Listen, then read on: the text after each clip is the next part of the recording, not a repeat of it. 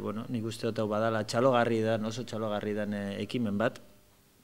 Eta txalogarria badirelako ekinbide batzu planteatuta hirugarren adineko nagusiek, ero arduradunek, baino gaztei begira eta belaunaldi guztiei begira. Eurek egiten da planteamendu bat eta konbidatzen gaitue gizarteko gainontzeko arloak eta gainontzeko belaunaldiak. Eta oso txalogarria da. Oso txalogarria da, izan ere, ohituta gaudelako gauzak aldrebez egiten, ez da? Beti gaztiek nagusiendako eta kasu honetan aldrebez da, nagusiek ardura hartzen dabe eta gainontzeko guztiak konbidatzen gaitue, eta hori txalogarria eta oso positiboa da.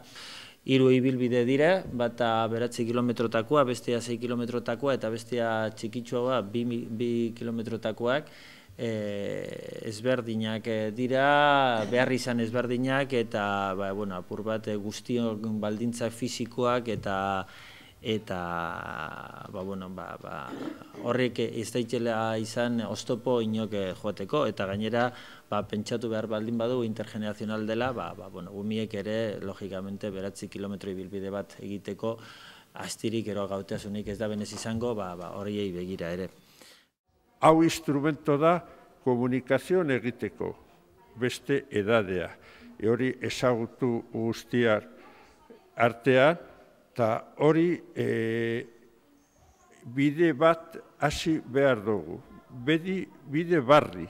Eta hori bidea da acercar edo nagusiak elkartearekin, soziedadeekin, eta hori guztia. Hori da gure asmoa. Ikasi behar dugu gaztetik ikasi behar dugu. Informazioa, teknikoa, eta guek gazteari behar dugu emon esperientzia. Horregatik interkambio aldaketa behar dugu.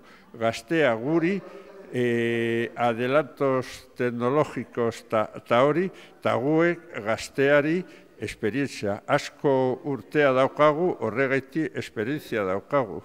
Eta horrek aldaketa behar dugu. Bat, gaztea emon gauza bat, eta guek gazteari beste gauza emon.